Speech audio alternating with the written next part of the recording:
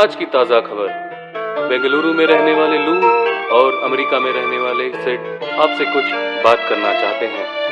संगीतकार राजेश के साथ आपका स्वागत है लूसिड में।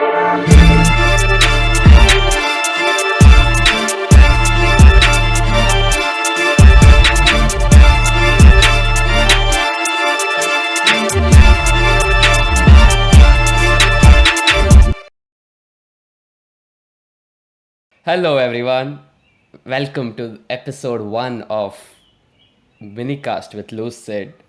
This episode is going to be a little different because there's no Lou, only Sid, because our man Lou is going to ISB and he's like, okay, cool, we still need to provide content to our audience, but both of us can't do it at the same time. So we're releasing a new series called Minicast where either me or Lou is going to have a session with another guest. So, this episode is all about the stock market. The markets are crashing, not only in India, but all over the world. And we thought, let's talk about that. Why are stock markets crashing? Why is there inflation? Why are startups laying off people? And to talk about it is none other than our dear friend Adithya, who has already done a podcast with us about financial investments and stuff. And he still does a lot of it. So we thought we'll ask him and what's his take on this. Hi Aditya, how are you? Yo, what's up, everyone? It's very nice to be back here. I was one of the first guests back then. Now, for the new series of Minicasts, also, I'm one of their first choice, which feels very privileged as being one of their closest friends. Yes. I'm really excited to give you out some good content over there. So Aditya, let's start with this, right? What? Sensex is down, Nifty is down. Like I was just checking, like just before this episode, where like year to date there's like a drop in 12% of what the Sensex and Nifty trackers.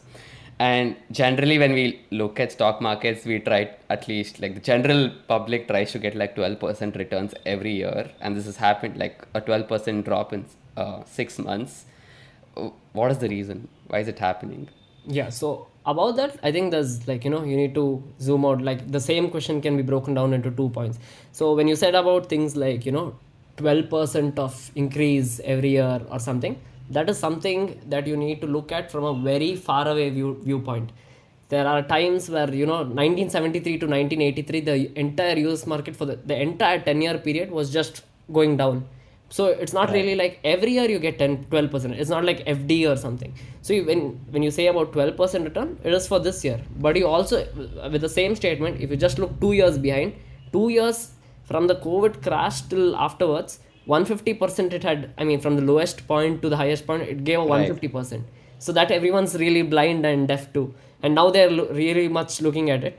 Yeah, so that is one thing that it's wrong to look at it. So when they say when in doubt, zoom out. When you look at from the broader picture, that still satisfies your 12% rule.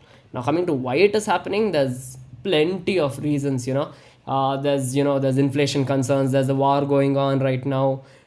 Yeah, there are so many things. There's a lot of the reserve banks all across the world, the federal banks, all of them are tightening their policies, increasing the interest rates. So a lot of these are all coming along together, as well as people are realizing, last year was a very rosy picture. The year before that, after COVID, everyone's like, we beat COVID, anything can happen. So all of that, but now everyone's just coming back to their ground reality in those terms, and then figuring out, yeah, you know what, okay, everything's nice, but it's not as nice as I thought it would. Yeah. Right. I think you made like two interesting points. You said one was inflation is rising, two, the war is happening. First, I want to touch upon the second point, like uh, war was happening in is happening in Ukraine and Russia. How does it affect us, right? Like generally, when you think about stuff that's happening, like when you see like some news that's happening in India and then like stocks going down, then you're like, okay, there's that connection. But like say like something that's happening in Ukraine, how does it affect India? Like, can you give an example? Right. So a nice example, you can think of the world like an organism. Like if we were there, like if me as a person, if my hand gets injured for some reason, then in that case, I might not be able to do, even though the rest of my body is completely fine, I might not be able to do all the 100% of the functionality. The same way, the entire world acts like one organism or acts like one human, you can say. So when you specifically talk about Ukraine and Russia, the war that's going on and all, so Ukraine is one of the highest producers of wheat for all around the world, right? So if Ukraine suffering from wheat crisis because they're not able to export a lot because of the war and stuff like that, then India is also one of the largest producers of wheat. Now there are a lot more people asking for the same quantity of wheat. Not like India could have expected a war going on right there, right? So they could not have Right. pre-planned for the increase in thing. So like in this way, now Ukraine is doing something. Now India is supposed to export something. Russia is one of the largest producers of oil, crude oil, all such things. They are having concerns with giving all the supply. So entire world is just connected in one particular chain.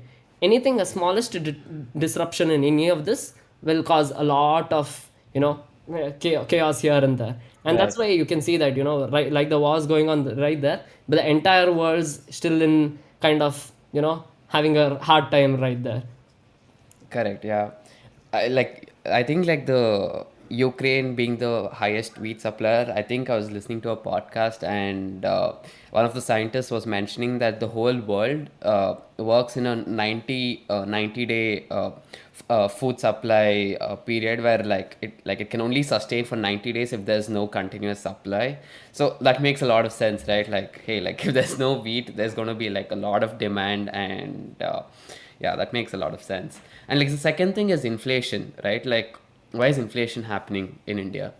Mm-hmm. So inflation is not just like it's kind of wrong to say it's happening just in India kind of thing.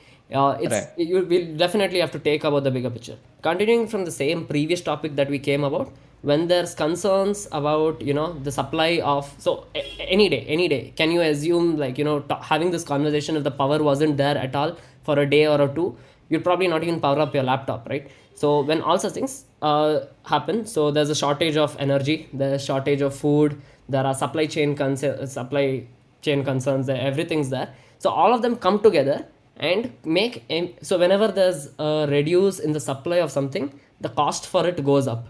And inflation is measured through few indices like consumer price index, wholesale price index. Basically it's like a basket. The governments or whoever the agencies that make this index, they tell that this basket which contains so much of person's petrol usage or fuel usage, so much of food usage, I mean food consumption, and A, B, C, D, E, F, G, or all your normal healthcare. A few things comprise this basket. Now, because of all these concerns that are going on, the cost of each of them increases a slightly bit. Okay, and that is what it turns out. That's what we make the entire thing by one term called as inflation. Now, when all of these supply chain concerns are happening right there, everyone has to pay a shell out a little more over there. Correct? That's Right. why inflation is very staggering and all.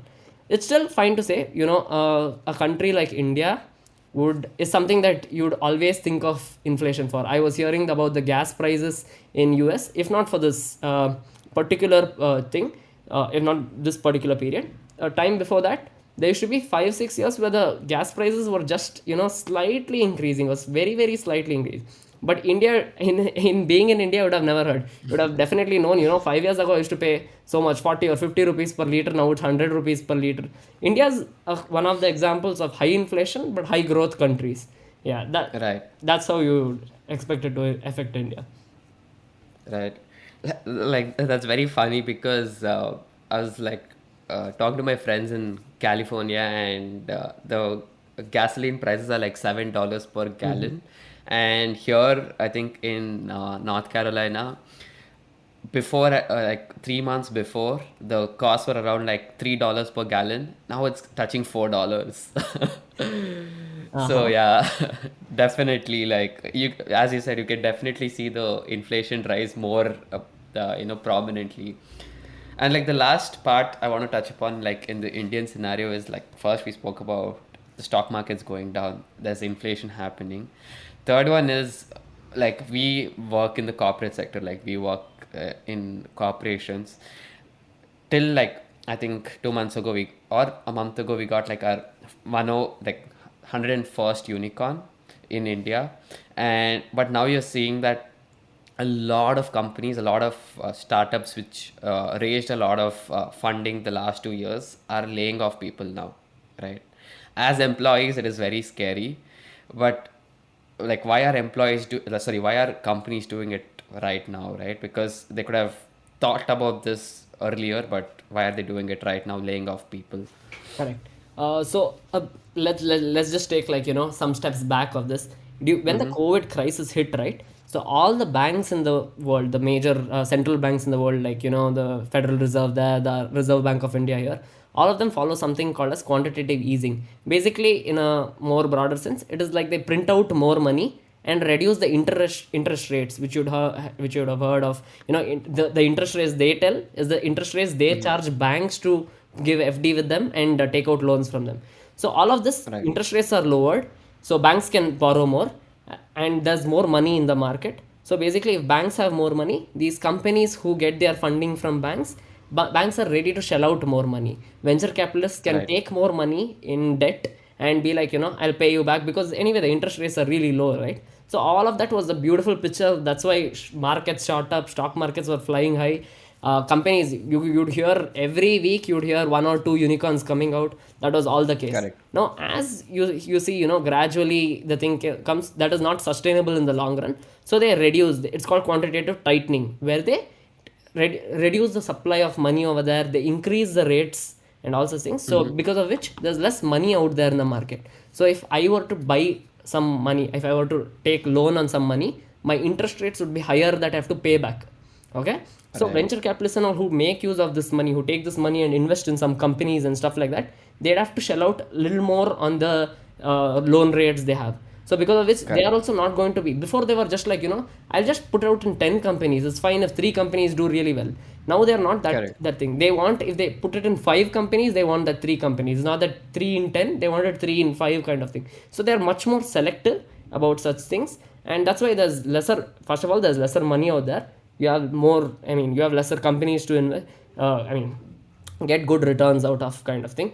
And all these companies also, supplies flows from your banks to the mid people to VCs to your companies also. So all these startups Right. were thriving on the funding that they were getting. Now they don't have as much funding to do. So they have to efficiently think of, how I have so much money, I have to efficiently use these resources. So they get into things like, cost cutting, all such measures they definitely have to take up, because even they are trying to survive, right? Yeah, and that's how Correct. it Yeah. all flows from the top point to the employees being affected with less hikes maybe, or yeah, even getting laid off, unfortunately.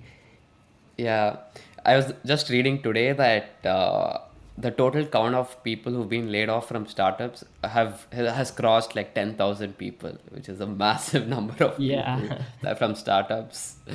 So you spoke an interesting point about printing money, and printing money gets me to US Uh-huh. because the last 2 years during the COVID, all the citizens of US got stimulus packages because of COVID. They're like, okay, like you need money because some of them can't work and some of them this thing. And one of the interesting things was some of my friends who were US citizens, they used to get stimulus packages for getting vaccinated. So that was the funniest part. Like people were like the government was giving $100 to US citizens just to get vaccinated.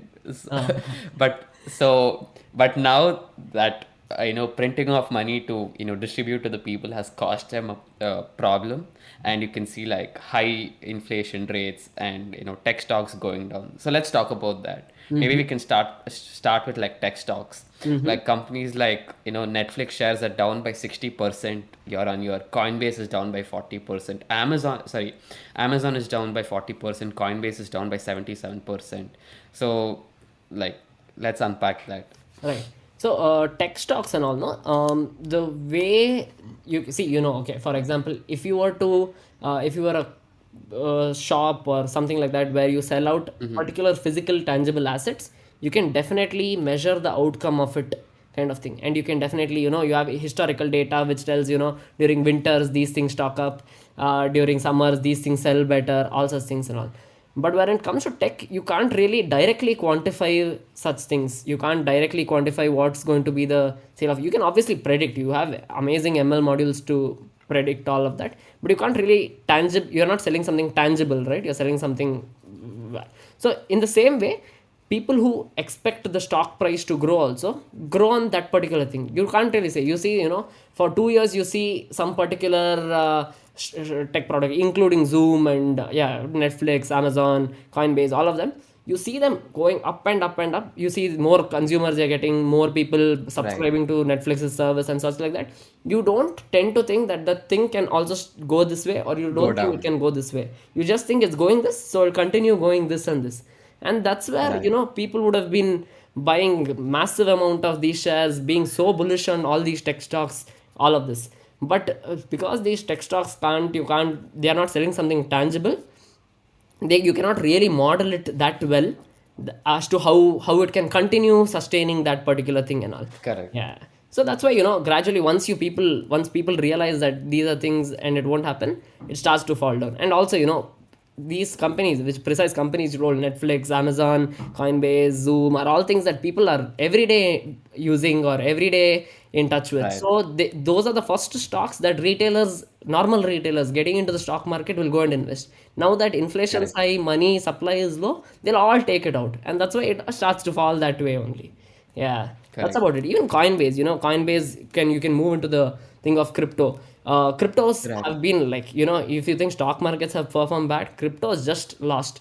And crypto, Right. the entire market runs when there is more supply in the general market, more supply of money in the general market. Now that Right. Fed is increasing hike just like that, as well as all the other banks too, the activity in crypto is just dropping down. Coinbase not having enough revenue from people as much, all of that, then Correct. all of it starts to fall back down right there. Yeah, I think I like now if I open LinkedIn, it's all about like Coinbase employees asking for referrals. Like they've laid off people's multiple times that all my LinkedIn posts are just Coinbase employees. Right. And the second thing you spoke about is federal rates, the Federal Reserve increasing rates. Like I just want to like see if my understanding is correct. Federal Reserves increase the interest rates such that people borrow less money because they have to pay more interest, because of which there's less money in the economy to spend. Is that correct? Correct. It's not the chain. I mean, your understanding on a broader scale is correct, but the connection of the dots were little low. So when Fed Right. raises higher thing, there's less free money floating in the thing. So your Right. inflation gradually will start to because there's less money going around there. Right. Companies can't companies have to struggle a little more to get their revenue, and they cannot afford to simply take out loans and be like, I'll just pay it back. I can't just use debt like that. So it boils down. So Right. when Fed does this, no, they do it for a particular reason, to tame down inflation. That's all. You have to just Correct. hope the bad case is that stagflation shouldn't happen. Stagflation is when your growth, see, obviously, if there's less money in the market, companies can't Correct. afford to take the debt and have higher dreams of growing higher. Correct? Right. As Yeah. well as when you're trying to tame down inflation, growth is just like a connected, it's like the flip side of the same coin. Wherein if your inflation is just, you're trying to cut down inflation, your even the growth is also going to be tamed down. But if the growth Correct. becomes so low and inflation is not being controlled as of yet, then it turns out to be a stagflation. And when stagflation happens, it's going to be really bad. And that too, if the growth from low growth, if it ends up being consecutive quarters of negative growth, that's when recession is going to happen. Yeah. Right. So I think that's a good segue. Let's talk about recession. I think every news article I read in the US, it's all about recession, and recession is basically 2 consecutive quarters of not showing profit or its negative growth. So what are the consequences of recession? Yeah. So when recession happens, basically, companies are anyway right now doing the things of laying off employees, right? That'll go on a even more longer scale, because companies, when money is a lot running in the market, not just stock market, when money is just easily available, companies can aim to grow higher, so they can afford to buy in more staff, they can afford to pay more and more for the top talent. But when it comes to the point of recession, companies have to start, I mean, it gradually, companies find it a hard time already to really sustain their operations. And when it especially happens during, when it ultimately leads into a recession, basically, if you as a person, because you're not paid, I mean, you're not paid or you're paid less or your hikes are not there, you decide to cancel out Netflix subscription. And with that, probably, 100,000 more people also are doing the same thing because they are not getting paid well. Now, because that happens, Netflix is not getting enough subscribers. So what do? They have to start with the revenue they have to afford sustainability so that the company goes on. What do? They start laying off people. And that becomes a, round death spiral kind of Full thing. cycle. Yeah, it's just a loop Right. which keeps going on. Now that's what. So in that way, inflation is still going to be under control, but you can, the people at the Fed, the people at the RBI are all very thoughtful about when they make decisions. They do, so it's like driving a car, driving a car, but you don't really have a brake to it. So you turn a little this side, it's going to slow it down than just going straight. You turn it this way, Correct. it's going to slow down than just going straight. But if you keep doing that too much, you end up toppling the car.